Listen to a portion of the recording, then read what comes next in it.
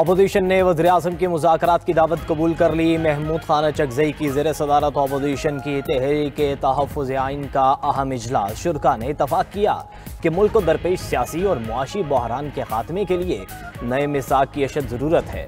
مستقبل میں شفاف انتخابات، چیف الیکشن کمشنر کی تقرری، قانون کی حکمرانی اور جمہوریت کی مضبوطی کے لیے مذاکرات پر تیار ہیں۔ محمود خان اچکزئی نے بانی پی ٹی آئی کو بنانے کی حامی بھر لی۔ پی آئی اے کی نجکاری ملکی مفاد میں کامیابی سے مکمل ہوئی۔ وزیراعظم شہباز شریف کا اظہار تشکر۔ فیلڈ مارشل سید عاصم منیر اور نائب وزیراعظم کی کاوشیں قابل تحسین قرار دیں۔ بولے گزشتہ کوششیں میں ناکامی کے بعد حکومت نے ہمت نہیں ہاری، مسائل کو حل کرتے ہوئے بیڈرز کی جائز خدشات کو دور کیا۔ نجکاری میں شفافیت حکومت کی ترجیح رہی۔ سیاسی عناصر ہوں یا کوئی اور، کسی کو قومی یکجہتی، سلامتی اور استحکام کو نقصان پہنچانے کی اجازت نہیں دی جائے گی۔ فیلڈ مارشل سید عاصم منیر کی زیر صدارت کور کمانڈرز کانفرنس کا اعلامیہ۔ دہشت گردی، جرائم اور سیاسی مفادات کے درمیان گٹھ جوڑ یکسر مسترد۔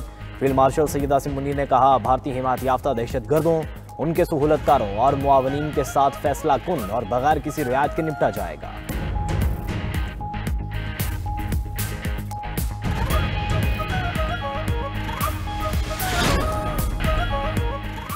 ہم اسٹیبلشمنٹ اور بیوروکریسی کو دشمن نہیں سمجھتے، خوش آمدید سیاست کے قائل نہیں، ہماری کسی سے ذاتی لڑائی نہیں، غلط کو غلط کہنا ہمارا حق ہے۔ سربراہ جے یو آئی مولانا فضل الرحمان کا سکھر میں تقریب سے خطاب۔ کہا کہ پچھلے حکمران سے ہماری جنگ تھی، آج کے حکمرانوں سے بھی حقائق پر جنگ ہو سکتی ہے۔ ملک میں خلاف شریعت قانون سازی ہو رہی ہے، حکمران مغرب کی نہیں اسلام کی پیروی کریں۔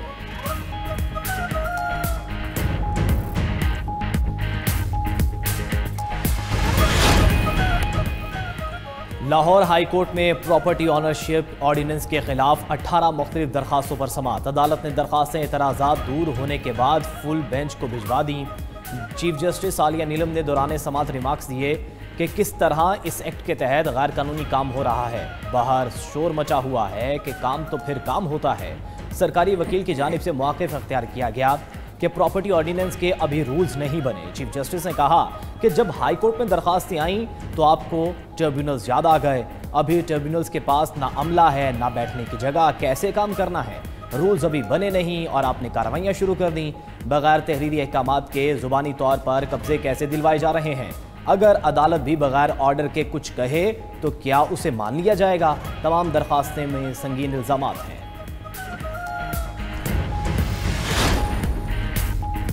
وزیر اعلیٰ پنجاب کا chief justice Lahore high court سے متعلق بیان نامناسب ہے۔ مریم نواز چیف جسٹس عالیہ نیلم سے متعلق بیان واپس لیں۔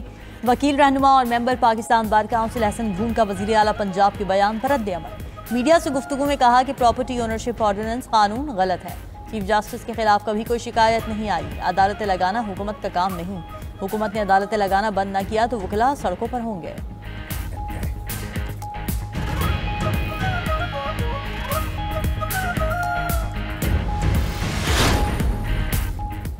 صدر مملکت آصف علی زرداری کی کربلا میں روزہ امام حسین رضی اللہ تعالیٰ عنہ اور روزہ حضرت عباس بن علی علیہ السلام پر حاضری۔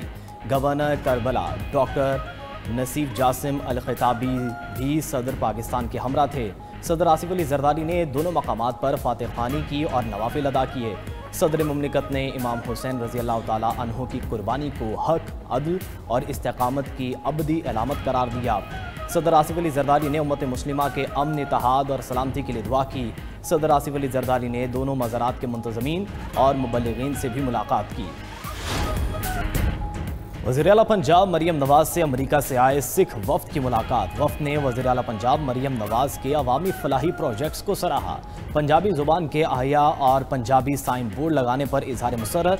مریم نواز نے سکھ وفد سے گفتگو میں کہا کہ امریکہ سے آئے سکھ بھائیوں سے ملاقات خوشی کا باعث ہے۔ پنجاب میں سکھ ورثے کے تحفظ کو فرض سمجھ کر ادا کر رہے ہیں۔ پاکستان سکھ میرج ایکٹ نافذ کرنے والا دنیا کا واحد ملک ہے۔ ادھر وزیر اعلیٰ پنجاب کا الحمرا کے مسیحی ملازمین کو ایک تنخواہ بونس دینے کا اعلان۔ الحمرا آرٹس کونسل میں کرسمس کی مناسبت سے خصوصی تقریب۔ صوبائی وزیر اطلاعات و ثقافت پنجاب عظمہ بخاری نے مسیحی ملازمین میں تحائف تقسیم کیے۔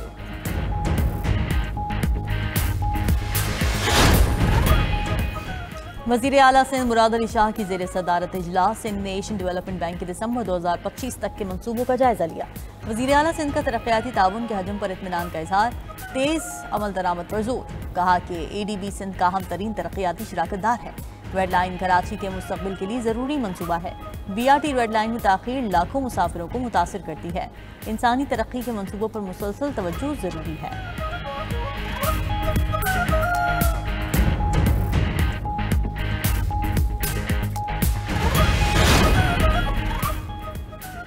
روس کے دارالحکومت ماسکو میں ایک اور دھماکہ، 2 پولیس اہلکاروں سمیت 3 افراد ہلاک۔ غیر ملکی میڈیا کے مطابق دھماکہ اسی علاقے کے قریب ہوا جہاں چند روز قبل دھماکہ ہوا تھا۔ اعلیٰ فوجی جنرل ہلاک ہو گیا تھا۔ تحقیقاتی کمیٹی نے واقعے کی تفتیش شروع کر دی۔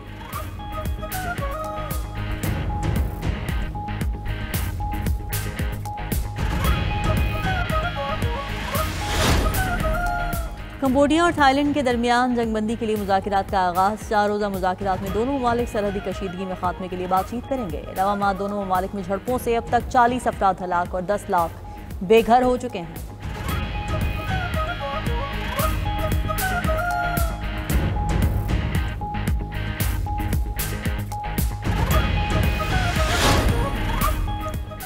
امریکہ نے 2025 میں یوکرین کی امداد میں 45 ارب ڈالر کمی کر دی۔ خبر ایجنسی کے مطابق یوکرین کی امریکی امداد میں 2024 کی نسبت 77 گنا زیادہ کٹوتیاں کی گئیں۔ نیٹو کے دیگر ارکان نے یوکرین کے لیے اپنی حمایت میں نمایاں اضافہ کیا۔ نیٹو امریکہ سے ہتھیار خرید کر یوکرین کی مدد کر رہا ہے۔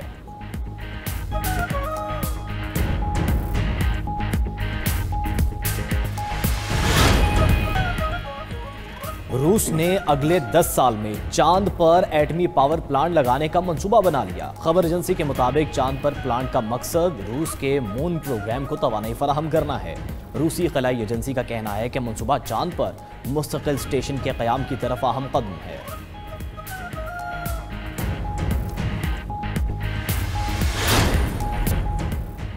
امریکی ریاست ہوائی پر واقع دنیا کا سب سے متحرک آتش فشاں دوبارہ پھٹ پڑا۔ امریکی جیولوجیکل سروے کے مطابق لاوے کی اونچائی تقریباً 100 فٹ تک پہنچ گئی۔ جیولوجیکل ادارے کے کیمروں نے لاوے کے مناظر ریکارڈ کر لیے۔ گلگت بلتستان کے علاقے استور میں طویل خشک سالی کے بعد برفباری، استور کے بالائی پہاڑوں نے برف کی سفید چادر اوڑھ لی۔ 2 فٹ تک برف پڑنے سے بالائی علاقوں کا استور سے رابطہ منقطع۔ درجہ حرارت نقطہ انجماد سے نیچے گر گیا۔ لوگ گھروں میں محصور ہو کر رہ گئے۔ نظام زندگی شدید متاثر۔ اشیاء خور و نوش کی قلت کا خدشہ۔